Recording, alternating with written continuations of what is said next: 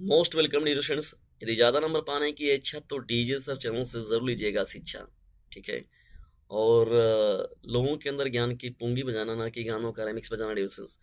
DJ sir नाम में ये मत समझिएगा कि ये गानों का रेमिक्स बजाने वाला है, बल्कि लोगों के अंदर ज्ञान की पूंगी बजाने वाला चैनल है। तो चलिए स्टार्ट करते हैं आज के इस महत्वपूर्ण सेशन को। डिस्कस ये क्लास 12th के बच्चों के लिए बहुत ही ज़्यादा मोस्ट इंपॉर्टेंट है। क्लास 12th के बच्चे जो कि समाज शास्त्र से पढ़ रहे हैं और समाज शास्त्र और विषय को लिए हुए हैं, तो उनके लिए आज का ये सेशन बहुत ही ज़्यादा हेल्पफुल साबित होगा। तो सोशियोलॉजी जिसे हम लोग बोलते हैं डिस्कशन, समाज शास्त्र का ये बहुत ही ज़्यादा महत्वपूर्ण सेशन है।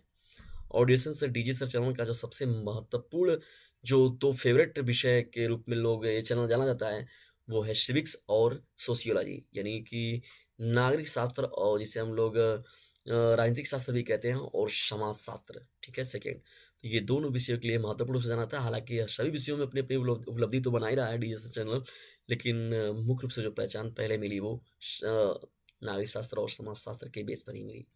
देखिए दोस्तों, पहला हम लोग का प्रश्न क्या है, पूर्वाग्रह से क्या तात्पर्य है, परिभाषित कीजिए। पूर्वाग्रह से क्या तात्पर्य है, परिभाषित कीजिए।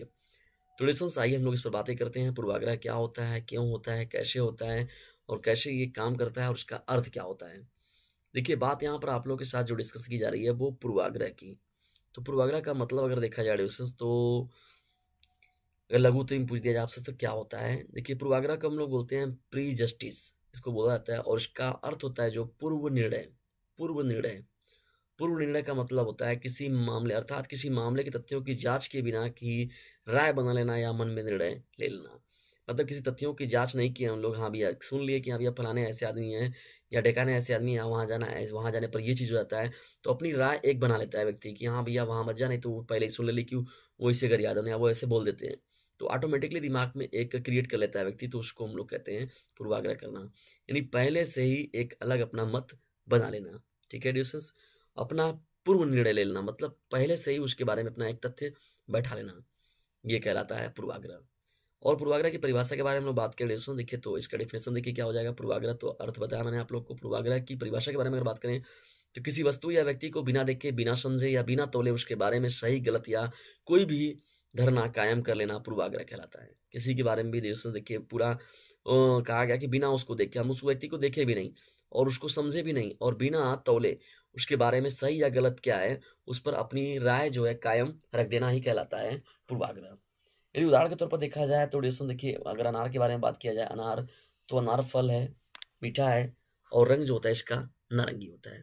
तो ये डिस्कशन देखिए, अगर हम लोग ऑटोमेटिकली जैसे जान गए हैं, किसी के द्वारा सुन भी लिए हम लोग कि हाँ भैया ये चीज़ है, तो हम लोग उसको तुरंत अपना पूर्वाग्रह कर देते हैं कि हाँ ये चीज़ें होती हैं। जैसे बात किया गया अनार हो गया, जैसे कह दिया गया आम होता है, तो आम के बारे में बात किया तो ऑटोमेटिकली आपके दिमाग में आ जाए कि हाँ उसके अंदर भैया कुचली होती है, या आम का कौन कौन से प्रकार होता है, आम एक फल की प्रजाति है, तो ये ऑटोमेटिकली आप उसका एक पूर्वाग्रह बना लेते हैं, या बिना देखे, बिना समझे या बिना तौले उसके बारे में एक आप निर्णय दे रहे हैं। ठीक है, अपने एक विचार को, अपने थॉट को एक रख दे रहे हैं। देखिए दोस्तों, ग्रामीण लोगों का अज्ञानी एवं अंधविश्वासी बताना एवं शहरी लोगों को चालाक एवं आलसी बताना भी पूर्वाग्रह का एक उदाहरण है। देखिए, ग्रामीण लोगों को अज्ञानी एवं अंधविश्वासी, अंधविश्वासी कहना, और शहरी लोगों को चालाक एवं आलसी बताना, ये भी कहीं ना कहीं से एक क्या है, पूर्वाग्रह का ही उदाहरण है। एक ऐसी बातें नहीं है, गाँव में भी बहुत से देखेंगे तो बहुत से आलसी लोग पड़े हैं, और शहरों में भी ऐसे हैं बहुत से लोग जो बड़े हैं, जो कि अज्ञानी और अंधविश्वास में शहर के लोग भी जी रहे हैं। तो ये कोई जरूरी नहीं है, लेकिन हाँ एक पूर्वाग्रह बन चुका है हम लोग के माइंड में, सेटअप बन चुका है, तो जिसके बेस पर हम लोग क्या करते हैं, अपने निर्णय को देते हैं। देखिए दोस्तों, यहाँ पर पूर्वाग्रह के बारे में लोग थोड़ा सा और डिस्कशन करें, तो पूर्वाग्रह के द्वारा किसी व्यक्ति या वस्तु के प्रति जो धारणा बनती है वह सही भी हो सकती है या गलत भी हो सकती है। देखिए, ये एक बहुत ही महत्वपूर्ण कंक्लूजन मैंने यहाँ पर आप लोग के साथ डिस्कस किया डिस्कशन, ये देख लीजिएगा, बहुत ही महत्वपूर्ण है। तो पूर्वाग्रह के द्वारा किसी व्यक्ति या वस्तु के प्रति जो धारणा बनती है वह सही भी हो सकती है अथवा गलत भी हो सकती है। यानी पूर्वाग्रह क्या होता है, किसी के बारे में जानना या सुनना, या जो अपने थॉट या विचार को रख देना, वो कभी कभी सही भी हो जाता है और कई मायनों में वो गलत भी सिद्ध हो जाता है। ठीक है, तो ये अपनी जगह पर है दोनों बातें। तो पूर्वाग्रह इस तरीके से अपना क्या करता है, डिविजन वर्क करता है। चलिए, इंपॉर्टेंट प्रश्नों की सीरीज में हम लोग अब बढ़ते हैं डिविजन सेकंड महत्वपूर्ण प्रश्न की ओर।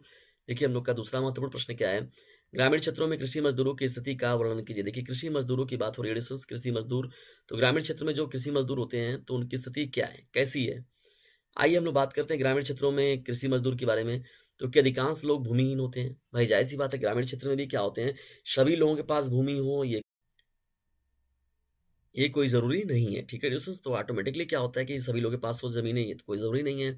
वे अपनी आजीविका के लिए क्या करते हैं, कृषि श्रमिक बन जाते हैं। भाई ज़ाहिर-सी बात है, वो जैसे किसी के पास 50 बीघा, 100 बीघा, 200 बीघा, 10 बीघा, 5 बीघा, जिसके अनुसार कि जिसके हम जो भी बड़े अगर खेती कर रहे हैं या हैं, तो उनके क्या होते हैं, जो उस वहाँ के क्षेत्रीय लोग रहते हैं, तो वो क्या करते हैं, कृषि श्रमिक बन जाते हैं।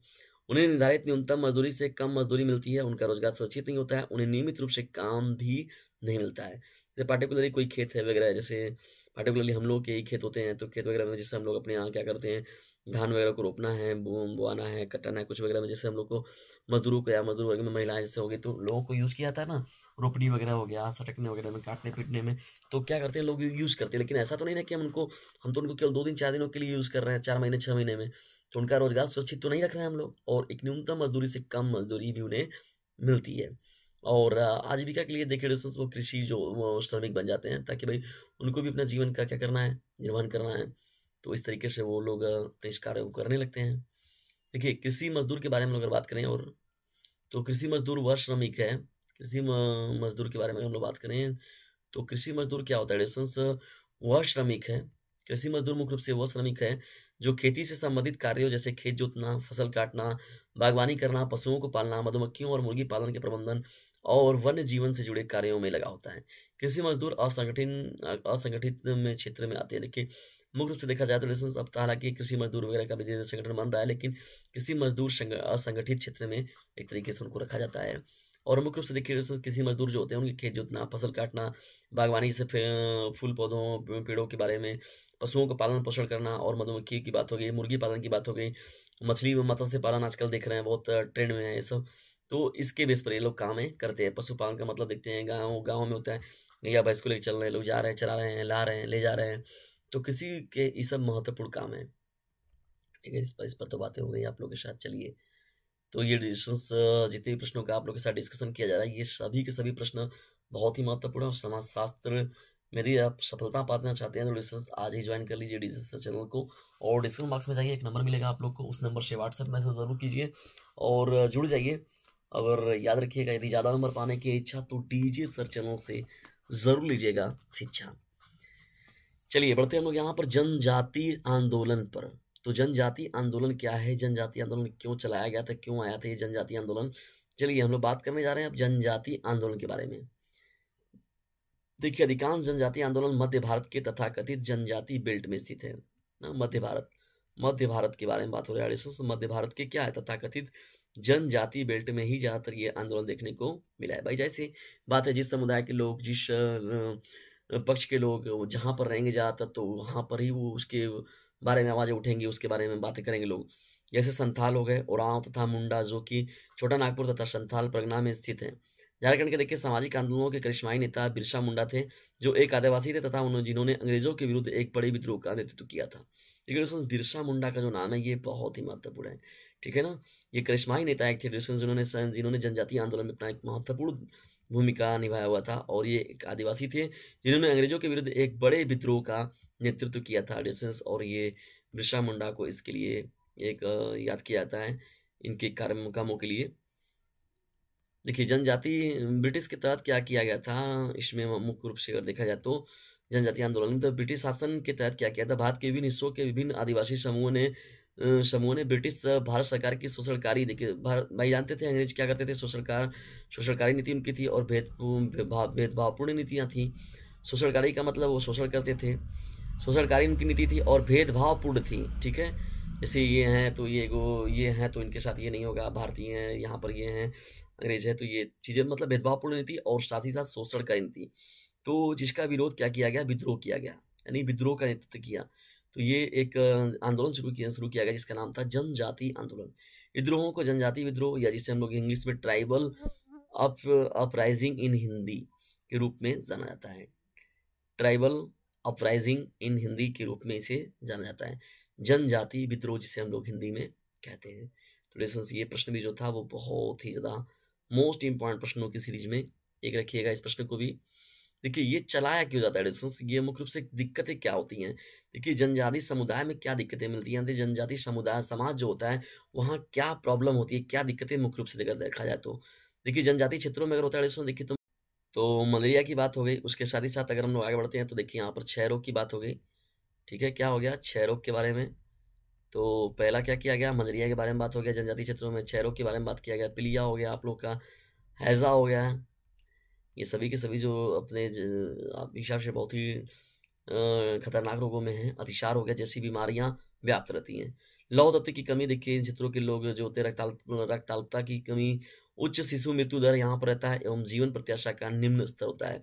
जीवन प्रत्याशा का निम्न स्तर होता है। आदि समस्याओं जो होती हैं, जो कुपोषण से जुड़ी हुई हैं, वो ऐसे जनजातीय क्षेत्रों में देखने को मिलती है, जो कहीं न कहीं से बात सब्र करते वो एक बड़े लेवल पर प्रभावित करती हैं और लोगों के बीच में वो विद्रोह का कारण बन जाती हैं। तो जनजाति आंदोलन इस प्रकार से वो जन मिलकर आंदोलन में वो परिवर्तित हो जाता है। आइए जान लेते हैं हम लोग की रिलेशंस। यहाँ पर देखिए जनजाति का मतलब क्या होता है, जनजाति समुदाय कौन से समुदाय लोग होते हैं। तो देखिए जनजाति को हम लोग रिलेशंस बोलते हैं। देखिए अंग्रेजी वर्ड इसका जो है ट्राइब है। क्या है, जनजाति का जो इंग्लिश अंग्रेजी वर्ड होता है वो ट्राइब होता है। वह सामाजिक समुदाय है जो राज्यों के विकास के पूर्व अस्तित्व में था, राज्यों के विकास के पूर्व अस्तित्व में था, या जो अभी राज्य के बाहर है। देखिए राज्य के विकास से पूर्व, यानी राज्य का विकास नहीं हुआ था, उससे पहले वो अस्तित्व में था और लेकिन अभी राज्य के बाहर है। ये बहुत ही महत्वपूर्ण दुखद चीज है। जनजाति वास्तव में भारत के आदिवासियों के लिए इस्तेमाल होने वाला एक वैधानिक पद है। क्या है, एक वैधानिक पद है आदिवासियों के लिए। जनजाति वर्ड से ही एक तरीके से आदिवासियों को ही एक तरीके से जनजाति शब्द से। और हमारे देश के देखिए जो इस बार राष्ट्रपति बनी हुई है मुर्मू जी जो बनी हुई हैं, तो ये एक बहुत ही बड़ी उपलब्धि है। वो जानते हैं कि वो उसी समुदाय से बिलोंग करने वाली एक महिला थी जो कि बड़े पैमाने पर वो निकल कर सामने आई है। द्रौपदी मुर्मू जिनका पूरा नाम है, ठीक है, माननीय। तो ये डिसीजन देखिए वो उसी समुदाय से वो बिलोंग करती हैं। भारत के संविधान में देखिए अनुसूचित जनजाति पद का प्रयोग हुआ है और इसके लिए विशेष प्रावधान लागू भी किए गए हैं।